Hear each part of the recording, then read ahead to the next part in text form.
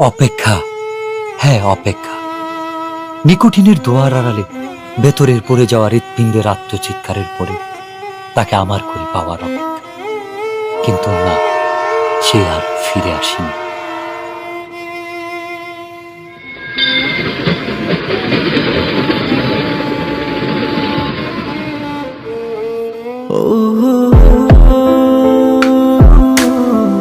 তবে এসেছিল এই পাহাড়ের পাদদেশে আজ থেকে অনেক বছর আগে, সন্তের জেগেরা সীমান্তবর্তী জেলা শেরপুরের প্রত্যন্ত একটি গ্রাম।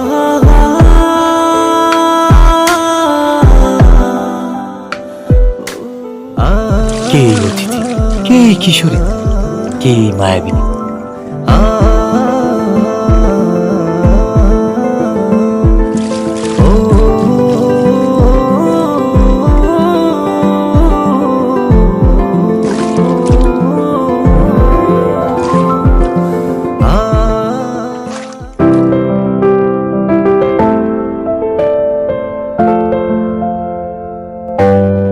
তার বিরহের অনলে পড়ে স্বপ্নের মতোই বদলে গেল এক যুবকের জীবনের গল্প।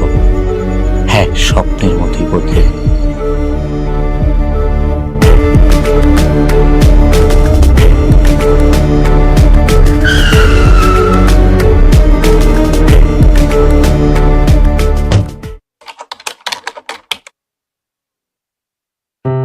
খেলাধুলা আর ঘোরাফেরাতে বিভোর হয়ে থাকা ছেলেটার জীবনেও এসেছিল প্রেম।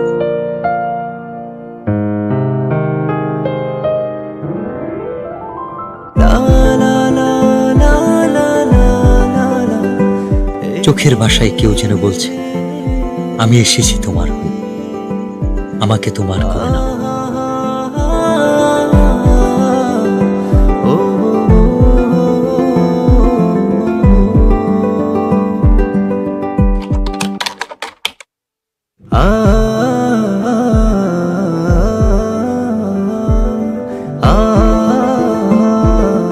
যার সন্ধানে দিন থেকে রাত, সকাল থেকে সন্ধ্যা, কেবল এক পলক দেখার তীব্র ইচ্ছা। সে এক লজ্জা।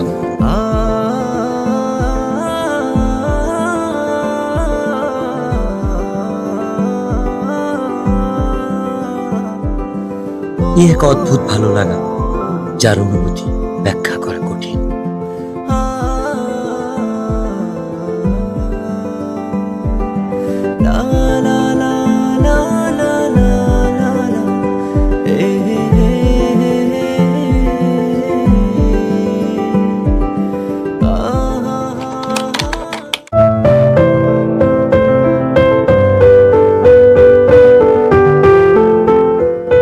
বারবার ফিরে আসি অদ্ভুত একটা টান।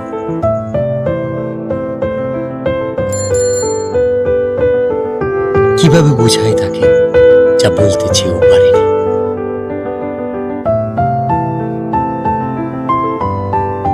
আপু, ওই ছেলেটা কে? ও ও তো আমাদের এলাকার বিল্লাল ভাই। উনি কি প্রতিদিনই এদিকে আসে? না, ভাইয়া তো এদিকে আসে না। ও আচ্ছা।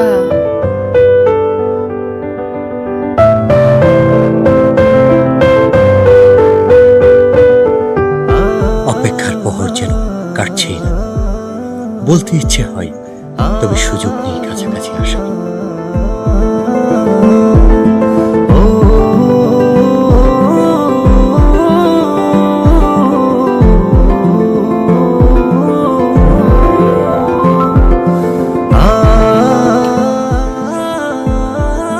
না বলা সব কথা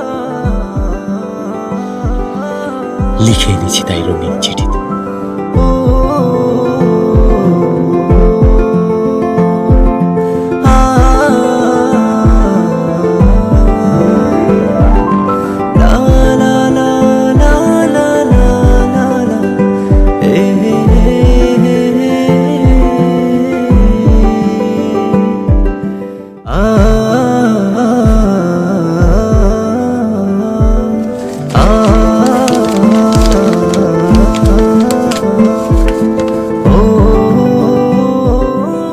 আমার লেখা প্রথম চিঠি, নাম না জানা একজনকে ঘিরে। সেই একজন যাকে আমি লিখে রাখতে চাই মনের দরজা, যার ছবি আঁকতে চাই ভালোবাসার রঙিন তুলিতে মনের ক্যানভাসে। তুমি সেই রমণী যে আমার ঘুম কেড়ে নিয়েছ, রোদ খরার দেশে চাতক পাখি যেমন মেঘের জলের অপেক্ষা। দিনের পর দিন তোমার জন্য আমার অপেক্ষা ফুরাবে না কোনোদিন। আমাকে ভালোবাসা যাবে উত্তরের অপেক্ষা।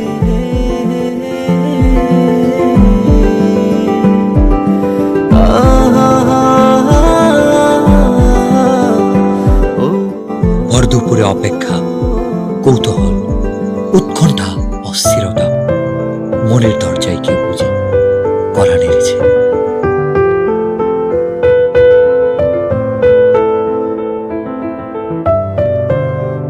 আমাকে ডাকছো কেন? একটা দরকার ছিল। কি দরকার? এই চিঠিটা ওর কাছে দিতে পারবা? ওটাকে? ওই যে ছেলেটা আসে। ও আচ্ছা, বিল্লাল ভাই। আচ্ছা দাও। বিল্লাল ভাইয়ের কাছে তো পৌঁছে দিতে পারবো না, কিন্তু ভাইয়ার সাথে যে ছেলেটা থাকে নুসান, ওর কাছে পৌঁছে দিতে পারবো। আচ্ছা, যেভাবেই হোক চিঠিটা পৌঁছে দিও। আচ্ছা। আচ্ছা ঠিক আছে। ভাই, ইদানিং খেলতে যাও না, ব্যাপারটা কি? আমার খেলতে ভালো লাগে না। তোমার খেলতে ভালো লাগে না? ভালো লাগে না। বুঝছি, কি বুঝছস? কিছু একটা চলে। আরে না, এমনি খেলাধুলা ভালো লাগে না। ভাই কেমন আছো? ভালো আছি। এই নুসান, এদিকে আয় তো।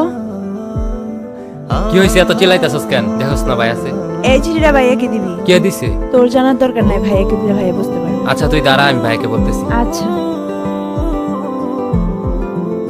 ভাই, মিলি দিছে।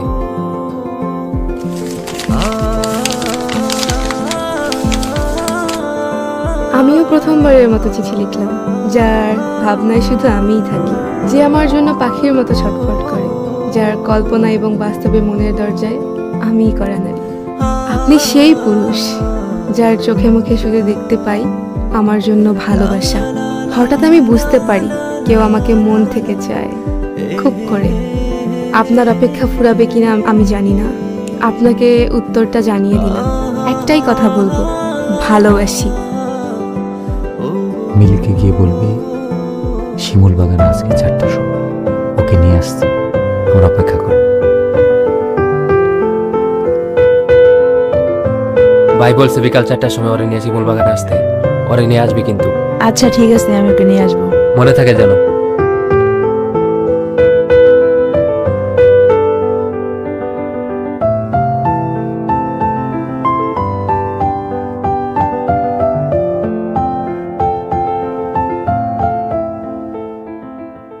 আচ্ছা তুই থাক। আমাকে ডেকেছো কেন? তোমাকে দেখার জন্য। অনেকক্ষণ ধরেই তো দেখছো, আর কতক্ষণ? দেখতে কি প্রবলেম? শুধু কি দেখবা নাকি আর কিছু বলবা? I love you.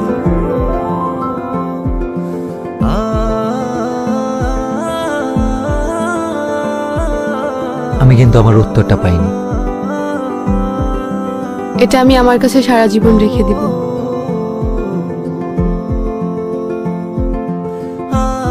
প্রেম বুঝি এতটাই রঙিন লাগে?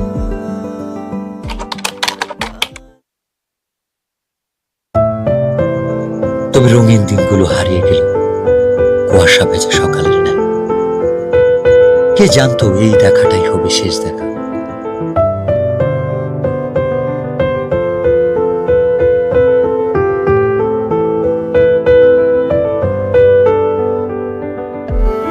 অনেক দিন তো হয়ে গেল, মনে হয়তো চলে যাব।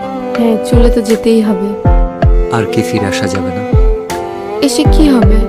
আমার জন্য আসবা, পারবা না? আসা যায়, কথা দেওয়া যায়।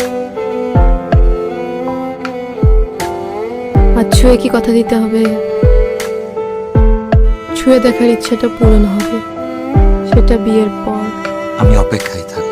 হঠাৎ কাল বৈশাখী ঝড় এসে এলোমেলো করে দিল সবকিছু।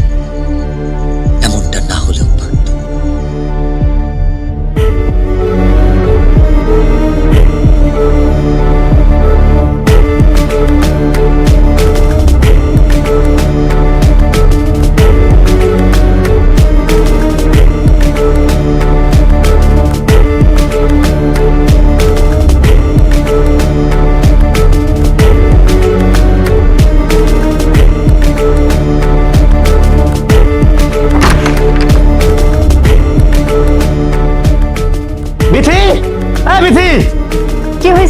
করছো কেন?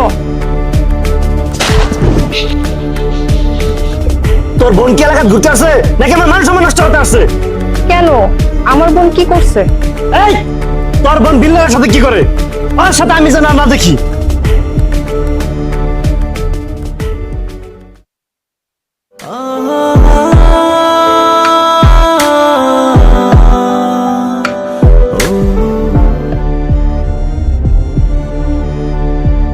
আচ্ছা তাহলে তুমি থাকো, আমি যাই। প্লিজ চলো না, আমার অনেক ভয় লাগতেছে। আমারও অনেক ভয় লাগতেছে। চলো না।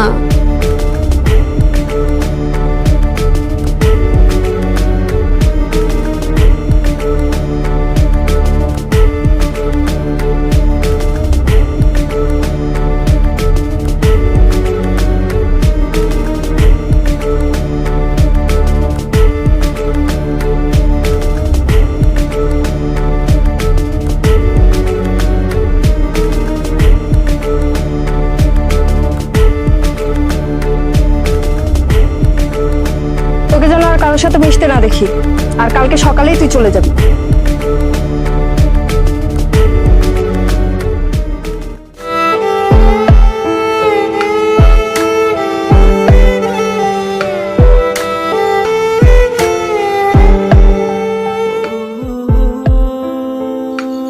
অতিথি পাখিটা কষ্ট নিয়ে নিরে ফিরবে, এটা বুঝি তার রেখে যাওয়া শেষ স্মৃতি। চোখের জলে লেখা যে চিঠি, সেটা শুধু একটা কাগজ নয়, হৃদয় গহীনে জমানো কথার উন্মোচন।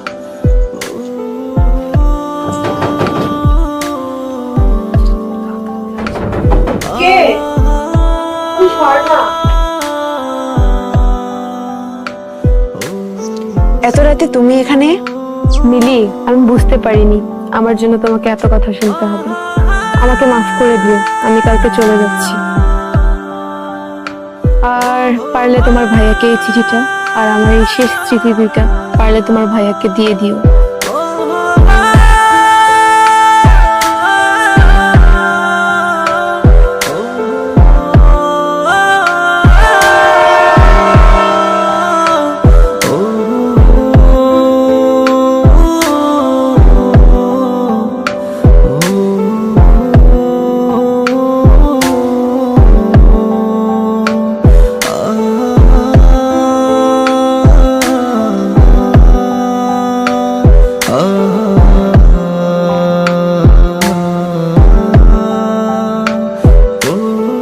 রঙের চিঠিতেও রং নেই, আছে কাছ থেকে দূরে যাওয়ার কোনো একটা ভয়ানক গল্প, যে গল্পের শেষ হয়